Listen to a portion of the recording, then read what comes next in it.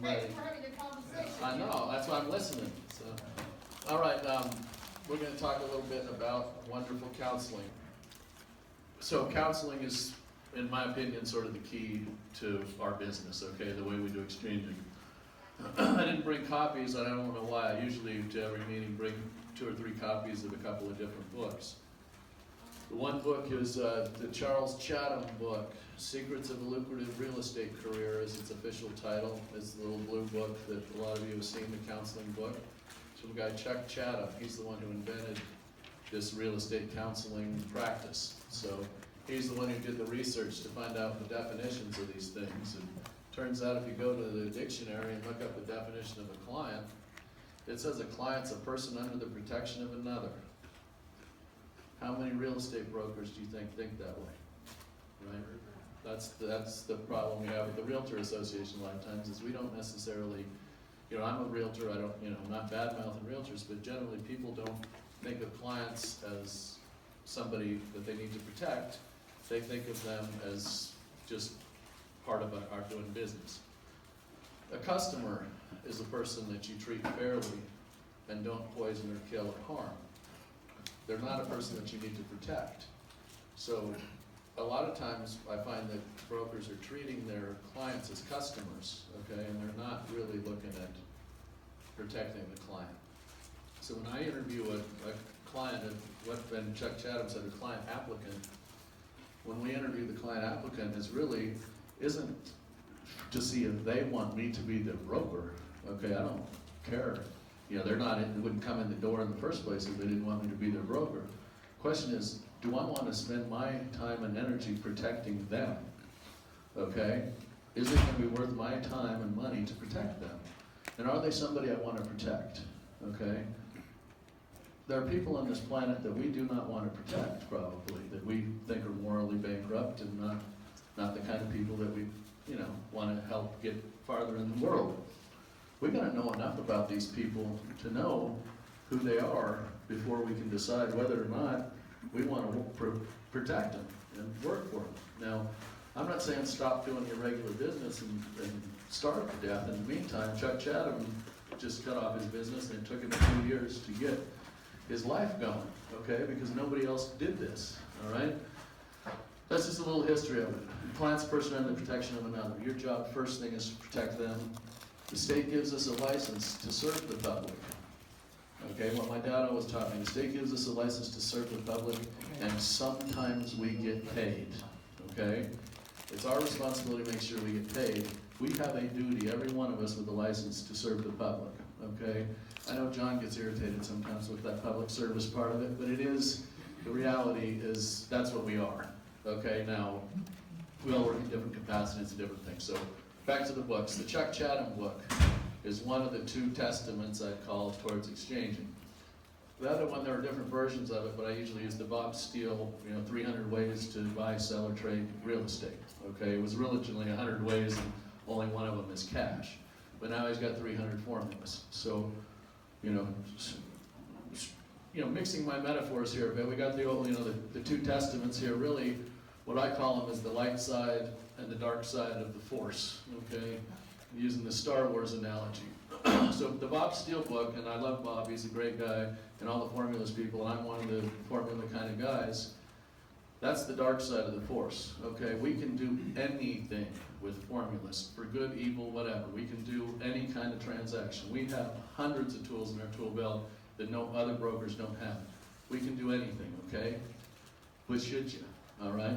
The Chatham is the counseling, asking the people questions, learning, and really paying the time for our space on earth. Basically saying, listen, our duty is to do the right thing and to protect these clients and to use all these tools and for good rather than for evil, okay? And that's part of what counseling is. Now, it's sort of a black and white crazy way to discuss it, but I just thought, over the years, these are the ways I've been able to explain it to clients. So, but, that's about formulas. What we're supposed to be talking about here for the next 15 or 20 minutes is about counseling.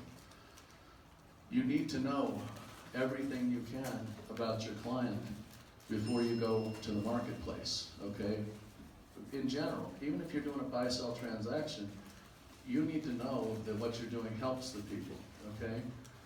How do you know that if you don't know them, okay? You gotta get to know these people. John? Ask questions. Yeah, ask questions, absolutely. I was really glad that John Weaver did that thing about listening, okay? I got the same problem John does, okay? I talk too much. I don't listen, okay? I don't listen well enough. You know, they always say you have 2 ears and 1 mouth for a reason. Well, that's what counseling is about, okay? One of the most important questions I can ask a client when they come in and they tell me they got this problem or they got this property they want to sell is, why would you do that? You know, they say, I got this house. You know, I want you to list my $300,000 house for sale here in Colorado Springs, and you know, it'll sell instantly. No, I said, you know, they want to give me the listing. I said, no. I said, well, why? Why the heck would you do that? You know, everybody wants to. Why don't you want this house? And I make them sit down and tell me until they're getting defensive about this. And you know, am I going to list their house or not? Kind of thing. And that's the way to start to get to know the people. Okay, and I don't want to get too just rambling on, but everybody's a little bit different. Okay, you need them to come in and teach you everything. Okay, and this is where the person who's missing here is Ted Blank. Okay, Ted teaches a wonderful class on this, and I'll use some of his little examples. Okay, when we got a group of guys that our age or older. Okay, he always uses this example, and it'll stick in your mind. Okay, and that's why we're using it. We go to a doctor's appointment. You know, about 50 years old, a guy like me is supposed to do it. I, certainly haven't. But you go to that doctor's office and he tells you to take your clothes off. He tells you to lie down on the table. You know, and you know what's coming, right? You know, why do you do that? Why the hell would you ever go into a room with a grown man, take your clothes off and lie down on the table, okay? It's, nothing, not talking about anything inappropriate. But you wouldn't do that, okay? The answer is, he's a professional. He's a doctor, okay? When you walk into the doctor's office with the doctor, you trust him, right? You know that he's a doctor. His job is to first do no harm, okay? His job is to fix you and make you right. We're asking people economically and psychologically to take their clothes off for us, okay? We need to know everything that's wrong with them inside and out. We can't find that without a full examination, okay? Why would anybody let you do a full examination if you weren't a professional? And the answer is only inappropriate, right? There's no reason that somebody's going to economically and psychologically get undressed for you if they don't think that you're a professional, okay? So the first thing to do, and of course Ted always gave me a hard time about clothing, and we need to do a little bit with the clothing. I don't need to dress like a banker like Ted, but bottom line is we do have to have a certain level of professionalism to get the people in the door and the rest. But what really it's about is do you care about them? Are you going to take a vested interest in protecting that client? And if it's a person that you don't like, don't do it, okay? If it's, and you don't have to, it's not personality-wise, you don't go out drinking with these people or taking them to lunch and doing all the rest. These are clients. I mean, you enjoy them like we all do clients, but you're supposed to be professional. And, okay, the person when they walk into your office is, Chuck Chatham would call them, they're client applicants, okay? They're applying to be your client, okay? You talk to them and ask them enough questions and sit down with them and say, hey, economic questions, how much, money do you have? What, all these personal kind of questions. And give them a little homework a lot of times. And let them know, you don't know if you're going to be if they're going to be a client yet for a little bit. I'm giving you probably too much of the nuts and bolts of how I do it day to day, and we need to back off a little bit and get to some of the philosophy of it. I guess I just use example. Someone comes into your office and I'll pick on Sherry Dia because she's there eating her food. So she comes into my office and she says, hey, I got this vacant Family Dollar in Albuquerque. Any of you ever familiar with that?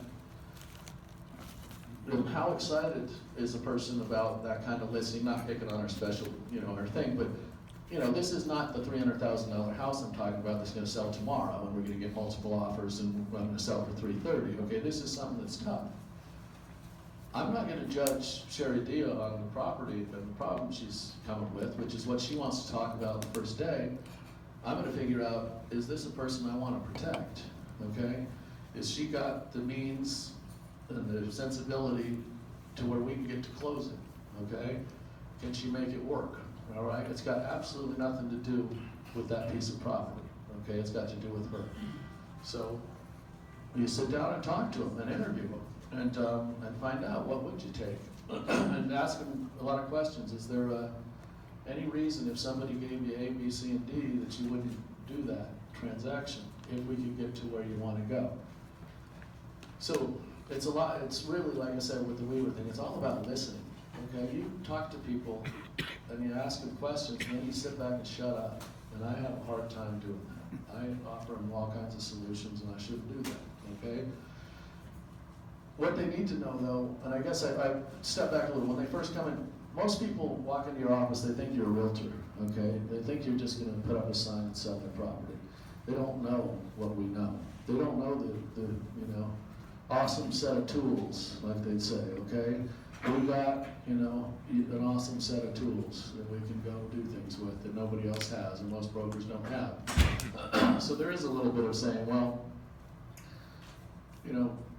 if you could own, Sherry Dia, if you could own that $10,000 or $10 million shopping center, would you want to do that? Okay. Well, how could I possibly do that? Well, knowing, I'll tell you right now, I can come up with a formula. You can do that. Is that something you want? Well, talk to me about how we go through that process. This is where you start with the education. Okay. I'll tell anybody of you the same thing. I can get any one of you $100 million worth of real estate by the end of the year, 100% financed, okay? Every one of you, I can get you $100 million of real estate, 100% financed. But should you do it, right? How many people you think I've done that to? None, because that wouldn't be right, all right? But we can do it. They need to know the possibilities first, okay? Here we go to a guy who's got you open up the arsenal, it's full of weaponry, okay? We can do anything. Okay, now let's sit down and talk about the possibilities and dare to dream. And so I tell the people a little bit when we first meet, dare to dream. Tell me what's your Santa Claus wish? You're not gonna get it, okay? You're praying to Santa Claus. It's not gonna happen, but let's know who you are and what you want. And that's how I sort of start the process. And then we dig into the nuts and bolts of their first problem, okay? And when we start to deal a little bit with their first problem, that's what they really want to talk about, okay? But we're gonna give them homework, okay? Gonna say, listen, I want a financial statement. I want the Schedule E. I want your tax returns the last 3 years. I want Schedule E on all these properties.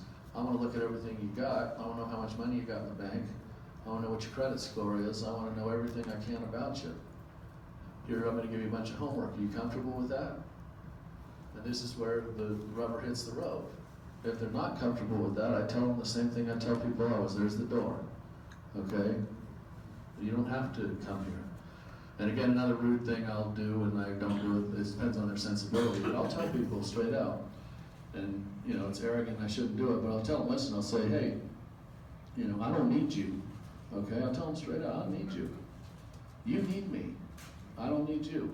Let's establish the dynamic. I just need an ass in your chair, okay? It doesn't matter if it's yours or somebody else's, and there's people I can put in that chair, I'm gonna make a living, okay? But you need me, and you need to understand that you need me. If you don't understand you need me, there's the door, okay? And so what I want with the counseling is let's flip the table a little bit as far as who's in control here, okay? When we talk about a well-controlled client and exchanging, what are we talking about? Okay, who's in control? The broker, not the client, okay? Now, we're not saying the broker's making decisions. That's absolutely wrong. We never make a decision for a client. We give them all the information in the world and say, with this information, what do you think is the best decision for you? And then follow it up with, why the heck would you do that, okay? And just look dumbfounded, okay? And let them go through it and explain to you how that works. And you say, oh, but by the way, we could do this way or that way, okay? So by telling them the different possibilities, we open the conversation by getting them to bring back homework, okay? If they don't show up for that next appointment, which is you're gonna be 3 days later, it's not gonna be tomorrow morning, okay? You're not coming in this afternoon and meeting me tomorrow morning again.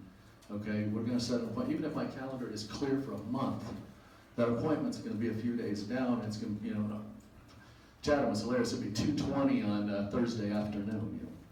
Calendar's clear for the week, but it'd pick, you know, or 1:35 on, you know, Tuesday, something like that, you know, and I'll give you, you know, I'm gonna give you 2.5 hours of time or something at those times, and have them come back, because if they don't do their homework, they're fired, okay? And that's sort of the dynamic, and so I don't, this is coming from a broker perspective a little bit more, to get you guys to get the control of the clients so that that's a function. Now, when they see what you're doing for them, and when you're really protecting them and treating them like a client, just like the doctor takes care of you, you know, that doctor might be a real jerk, okay?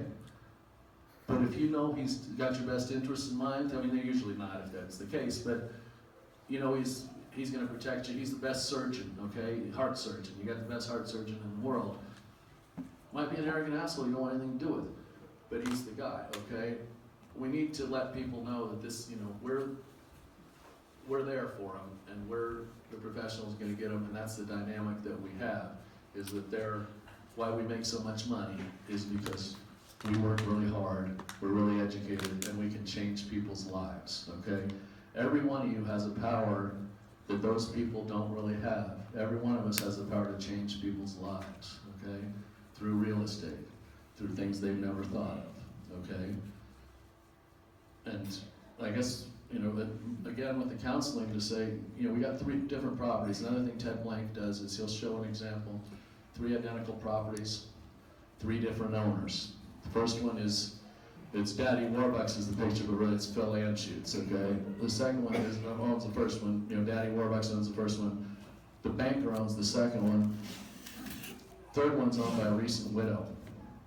Same properties, free and clear, same incomes, everything identical the same. Mr. Counselor, how are you going to deal with those 3 clients? Okay, you see the difference here. We got the same exact property, and we got 3 different kinds of clients. Daddy Warbucks does not care. This is a fly on his back. He does not care. It's a down payment. He's going to go do something with it. He's easy. You love having Daddy Warbucks as a client because we're just going to buy, okay? The banker, whole different problem, right? That's messing up his books. He can't own that property, right? He's got to get rid of it because he's, you know, it's $300,000 property. He's got $3 million he can't lend because he owns that thing. He's going to do a different thing. What do bankers want? What do bankers buy every day? They buy payment. They buy paper. They buy interest payments and balloons all day long. That's all they want to buy. In fact, they take real money and go buy that shit, okay? So, what do they want? They want to finance that thing for you. They just want you to fill the boxes on their stupid forms so they can go fool somebody into selling, you know, buying it from them. So that's a different situation. They're going to finance. Now, what's the little old lady want? Okay, well, the banker, you may get a loan from him. You know, you can take the REO off his plate. You may not be able to lend on that directly. You may have to buy it for cash at a discount because, you know, for the books thing. The little old lady definitely wants a little down payment and a monthly payment for the rest of her life because that husband's no longer there to give her the money, okay? There's no way that a regular buy and sell MLS agent is going to know the difference on how to market those 3 properties to serve his client. Every one of them is going to put in the MLS and take cash and a new loan, and that's just how most of our business works. And that's okay if it works. But you see, we can do better than that. And for each one of them, you know, and estate building. Another client is yourself, okay? We're the worst at counseling ourselves. It's the same thing, all these tools you can take up. But again, your integrity is the most important thing here. That's the only thing you got at the end of the day, is your integrity. And so, a lot of people I notice in the group, we have principals and people have clients. There aren't a whole lot of us who do both. I think it's important to do both because you understand each aspect of what people are going through. But it's also very important that we don't conflict our interests with our clients. We all know that. We've been taught that over and over again. But when we're in the marketplace, if we're dealing with stuff with our clients, that's a different animal, and we need to make sure everybody knows that, and they have to come first. So everyone in this room if we got a heck of a deal, and it can be ours or it can be our clients, I hope that it's unanimous that it's gonna belong to the client. 90% or more of the communication is nonverbal. We very rarely respect that, okay? Did you see what I just did sitting down here? Yeah, totally different message from this, right? This is very different, okay? I'm not saying or doing anything different. I'm just standing here versus sitting back over here, okay? So Chuck Chatham says, you get them in the office, you sit there with your high back chair, okay? You sit there in front of your fancy desk. I can't do this because my desk's so covered with paper you can't find the wood. But what you're supposed to do is you sit them down there like they're sitting in their attorney's office, and they're sitting in their chair, which is littler than your chair, and you're asking them questions. Or I got a leather couch, I literally sit them down there and say, you wanna lie down? You know? Because, you know, that's what this is about. I'm gonna ask you questions, and I'm gonna be the doctor and the driver. You're the patient or the client, okay? And so if you think of them as a patient-doctor relationship, that's a similar kind of thing. And so that's what I want you all to think about when you do it. And when we're back to the specifics, so the counseling of the client, so I'm just talking about the philosophy of it a little bit. The nuts and bolts are, you get people with this fantasy that they're gonna come anywhere with a piece of land and get somebody to give them cash for it, okay? I'm not saying that, you know, people shouldn't buy land and the best investments in real estate aren't land and that most of the money in real estate hasn't been made on land. I'm not saying that at all, because that's the case, all right? However, it's hard to get somebody to just give you something they can take to the grocery store for something that you're gonna have to wait quite a while to convert back.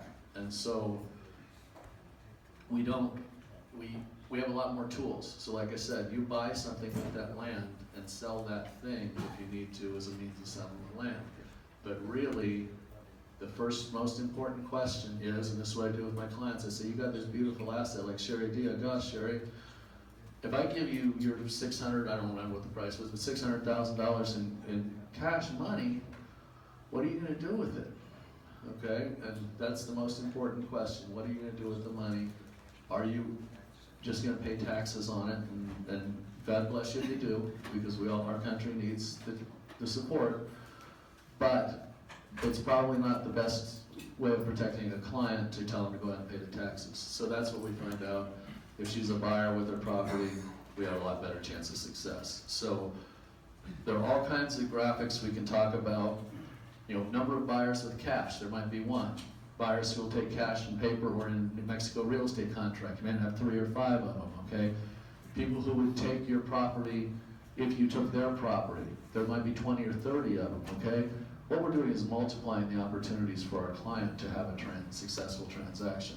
By doing that, we've increased our chances of success. And so, you know, I don't know how to say it enough other than you get your clients to say yes to everything that's in their best interest and explore it. Another good exercise to do after you come, so real quick, so we'll prep the people, get them to know, you found out everything about them financially, you know everything about this package, you know all the entitlements, everything, you know, the questions that all these intelligent guys in the room are gonna ask, you know all that stuff. You get ready and you go to a marketing session, okay? And you go and do the marketing session and you got a good moderator and they get you 15 numbers, okay? Ideally, the people tell you what properties, and ideally, and I'm guilty of, I pitch out too much, I don't write the minis like I should. I apologize to everybody. I make the calls later is what I do. But you should, in the right ideal circumstances, end up with 15 written mini offers, okay? Now you go back to that client and you sit back with them and you say, how are you going to accept this offer, okay? Not, are you going to accept this offer? The question is, how are you going to accept this offer, okay? And so if the offer is, you know, the bag of dog poo, well, I'm gonna accept it because he's gonna give me $1 million cash with it. You know, yeah, that's probably not gonna happen, but there's an example of how you could accept anything, okay? Like a listing, any house will sell at $1 million someday, okay? It might be 50 years, so that's not necessarily the answer either. But basically by going through that, by the time you've gone through run round of them, if you haven't found what they really want out of those 15 offers, and God help you if you don't, but you're gonna know for the next session what they're gonna do and what you think has chances of success, or guess what? They're fired, okay? And so I fire almost as many clients as I hire, okay? And you notice the way I use the language there. I'm not applying for a job, okay? I've already got a job. I'm good at my job. They came into my shop applying to become a client, applying to be a person that I'm willing to protect. You gotta turn the table and get that dynamic going with them, because then you have eventually a well-counseled client, because you know what they want, what they will do, and they know how you work. I also can't help plugging it. One of my favorite formulas I always talk to people about is 1031 paper, okay?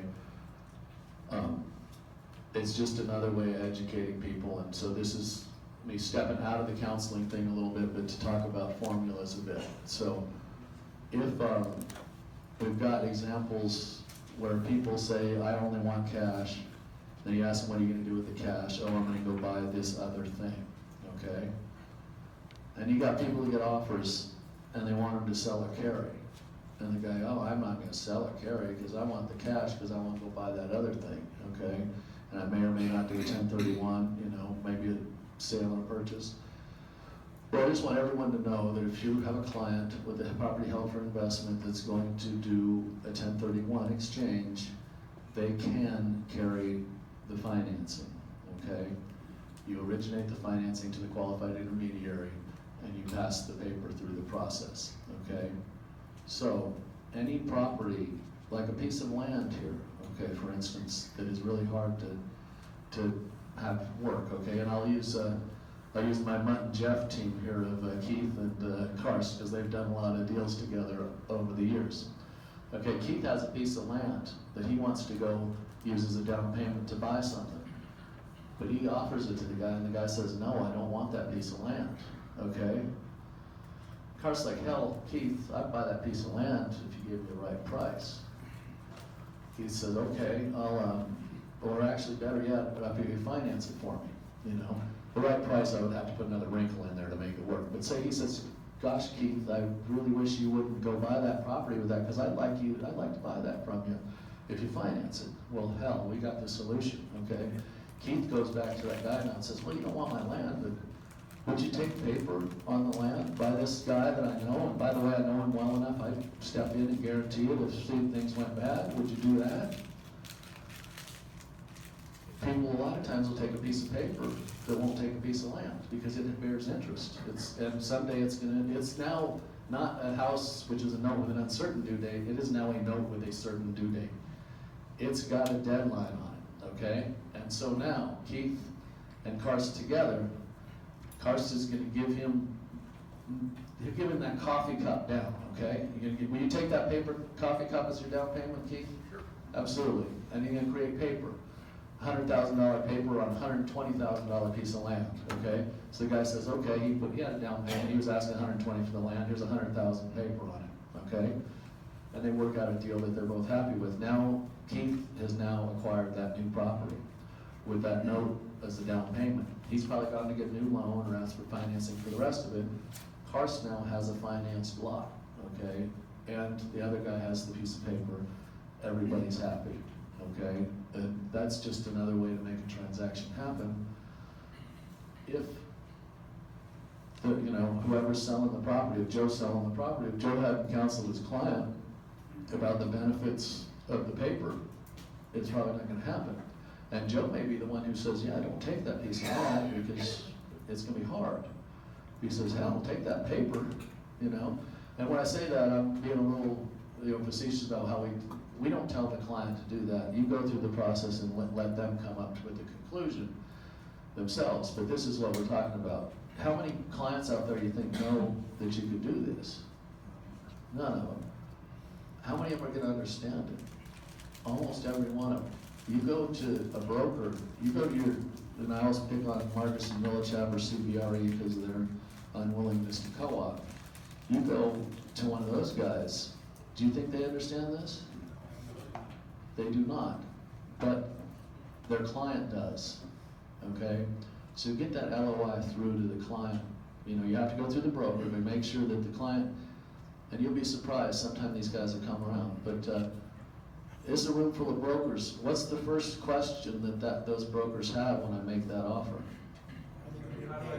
See, notice how more than half of you knew the answer to that right now. How am I gonna get paid? Well, you dummy, you're gonna get paid the same way you already are gonna get paid. You got an exclusive right to sell listing agreement that says when the guy transfers title, you get paid this much money. Come on. If you don't have an exclusive either right to sell or an exclusive right to buy listing agreement, do not come to this meeting, okay? That's all there is to it. You don't have a right to get paid, okay? Don't do this if you don't have a right to get paid. You make sure you got an exclusive, you got the right to get paid, and then that guy, that CBRE guy, he's got a LoopNet, he damn well better have an exclusive to put it up there. And yeah, you're all gonna get paid, okay, the same way. And you're gonna probably get paid a lot more, okay? So, one example as far as the client. So I've got a client, the gal with those Euclid apartments, okay? I've done about $12 million of deals with her. She wrote a check once, okay? She's traded an office building, took some paper, bought a campground, created paper, gets a campground, bought Howard's our campground here in Edgewood that you guys are aware of.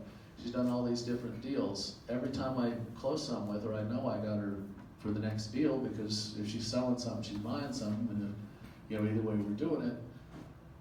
We have such a good relationship, it would be very hard to imagine ever terminating that brokerage relationship, okay? If she goes to other brokers to talk about this, they don't know what she's talking about.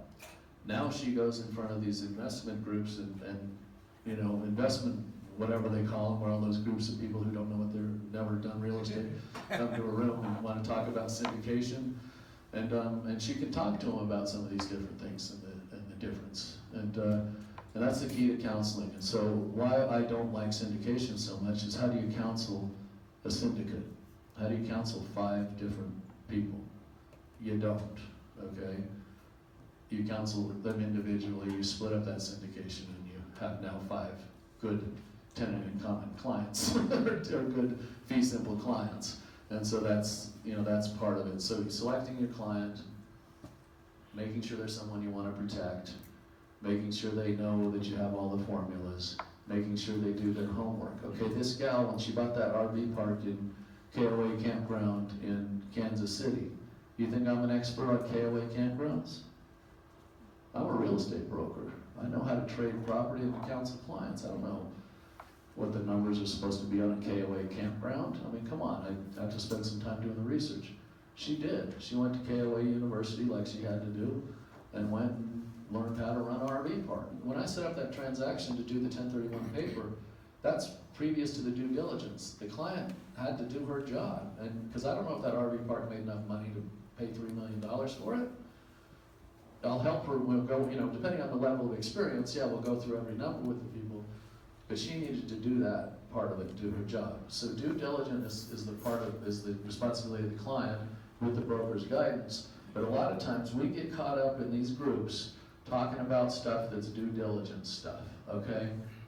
This is what I talk to people, and I'll end it here in a second, but if this person's asking $1 million for a property, okay, and you went over there and you saw it's a bunch of junk that so much that you offered them $800,000 now, right?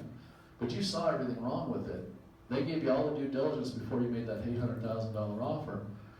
When you come back, what else can you ask for, right? Why would you do that? Go ahead and get under contract at $1 million and discover the $300,000 worth of crap, okay? Either way you do it. But when we get under contract, just like we do in a buy-sell, that's when the process begins, okay? You get under contract, you do the due diligence, you make sure these things are right for your client, because again, the client's a person in the protection of another. So go ahead and get under contract. I'm not saying go beat up people after the fact. I know a lot of people hate these people who will offer them cash and then they really didn't mean it because they offer them up here and all that. make a deal that's best for your client, okay? The client needs to do the due diligence. That's the message I guess I'm making here. We can't make the decisions for our clients as far as those things. And we don't know them either, by the way. You know, we're just making stuff up here a lot of times. We don't know for sure what the details are. So don't get caught up on that. Get under contract, or bring the mini offers to the client. Let them pick everything out. Get under contract and go do the due diligence just like you would if you were buying something with money, okay? Because trade property and paper is better than money, okay? And this notion that it's not is, well, you know, something I gotta get over.